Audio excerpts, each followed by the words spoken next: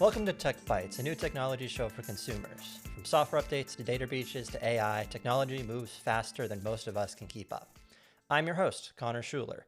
On this week's show, new Apple products and software updates, a Change Healthcare data breach, and new Intel CPUs with a refreshed naming scheme.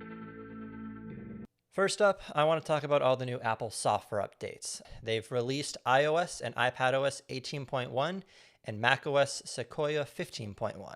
Along with a whole bunch of security fixes, Apple has released the first set of Apple Intelligence features.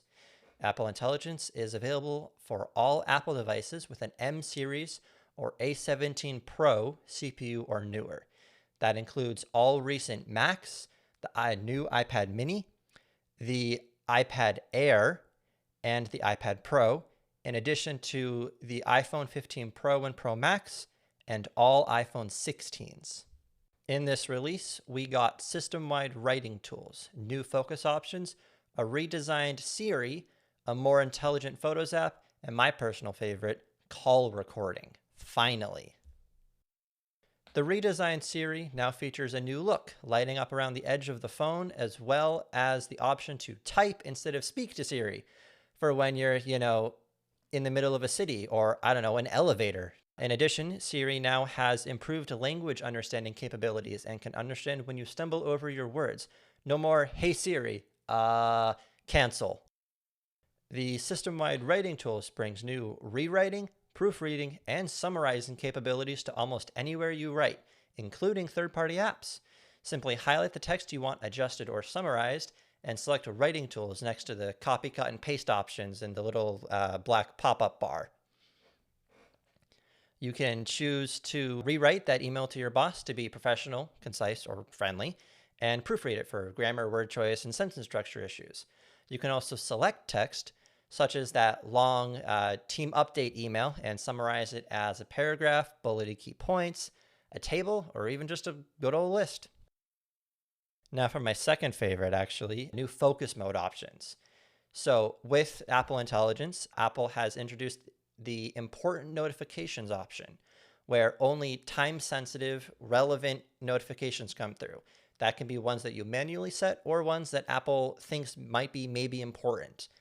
They also gave us the option to summarize messages, so that 50-message thread from your friend group can be summarized in a neat little paragraph instead of scrolling through all the messages trying to figure out what the heck happened in the 10 minutes you were gone. Additionally, on compatible devices, you can now also use natural language search, as Apple calls it, in the Photos app. So if you had 5,000 photos and you wanted photos of mom and dad at the beach, you can simply type that and it intelligently searches all of your photos for anything with your mom and dad, which you have to tag in the people's menu, and it just shows you all the relevant images. You can also now remove unwanted objects from the background of an image, like that tourist in the background of the photo from your vacation to Italy. And finally, my favorite, we got call recording. It's been a long time coming, and I'm going to greatly appreciate it. Next time you want to record a call, simply press the button in the top left of the little phone call menu to start recording. It'll make a little audible beep, and a voice will say, "This call is being recorded." Then, when the call ends, or you hit the stop recording button, you'll get an automatically generated transcript and an audio file you can send to wherever you need. And then more Apple Intelligence features are expected in December, including integration with OpenAI's ChatGPT. Now I want to talk about the next topic, all of the new Apple hardware. Along with all of those software updates, Apple has announced a slew of new Mac products. First up, starting at $499, the new iPad mini. Features support for the new Apple Pencil Pro, and with the A17 Pro CPU, will be capable of all the Apple Intelligence features. Starting at $599, the new Mac Mini features the M4 CPU first seen in the latest iPad Pro, and can be upgraded to the new M4 Pro CPU. This is a powerful but simple and cost-effective device that will serve as a great entry device for people looking to dive into Apple's ecosystem. The base configuration at $599 includes Apple's M4 CPU, 16 gigabytes of RAM, and a 256 gigabyte storage drive, which may not seem like a lot, but for someone looking to just get started is a perfect configuration. We also got the new iMac, which starts at $1299. It features the same M4 CPU in that Mac Mini, and it comes in 7 unique colors. And finally, we got new MacBooks. The new MacBooks feature the M4, M4 Pro, and M4 Max CPUs. They start at $599 for the 14-inch laptop and $2499 for the 16-inch laptop. Just like the previous generation of CPUs, the M4 Max is faster than the M4 Pro, and the M4 Pro is faster than the regular M4. Apple has not announced an M4 Ultra, last seen in the M2 series. Interestingly, all devices with the M4 Pro or M4 Max CPU also feature Thunderbolt 5, which supports speeds of up to 120 gigabit per second, up to 3 times faster than the Thunderbolt 4 on previous devices.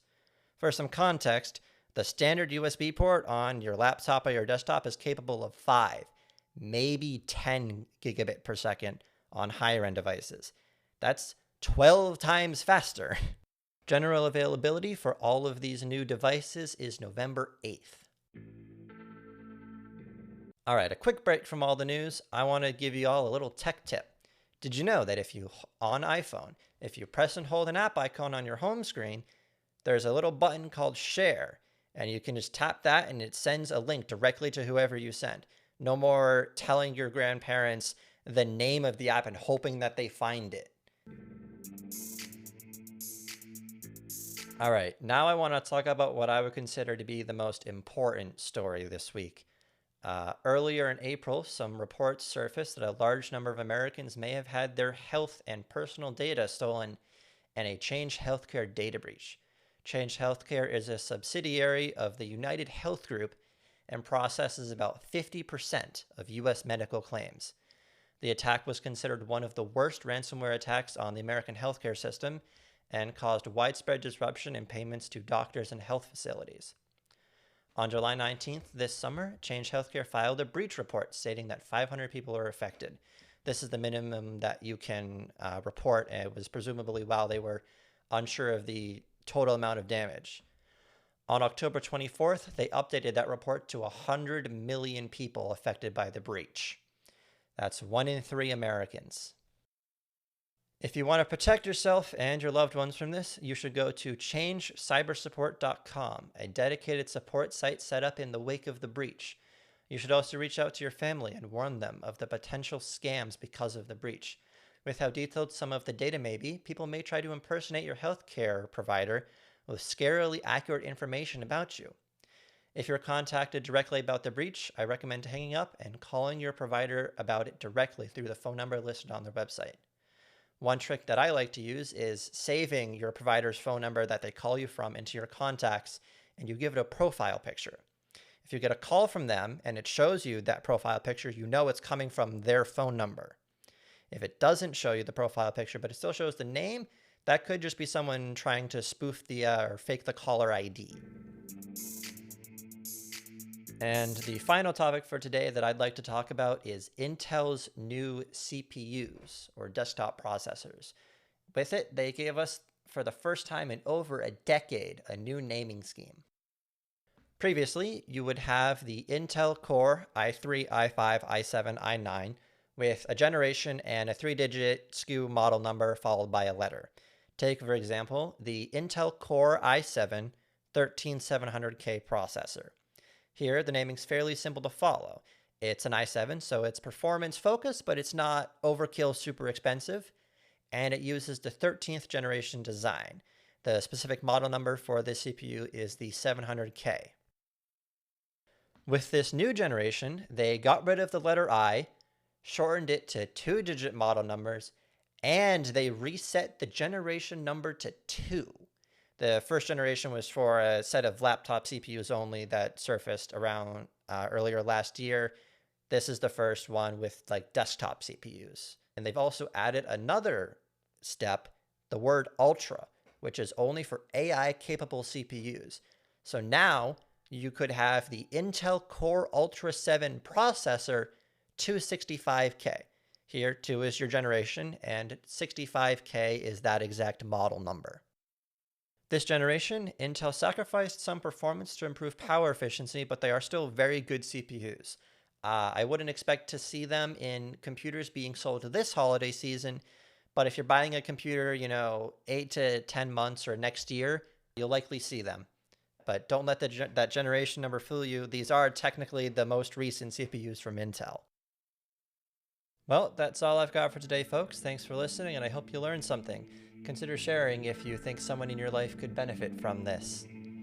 Tune in next time to see what happens in the fast-paced world of technology. See ya!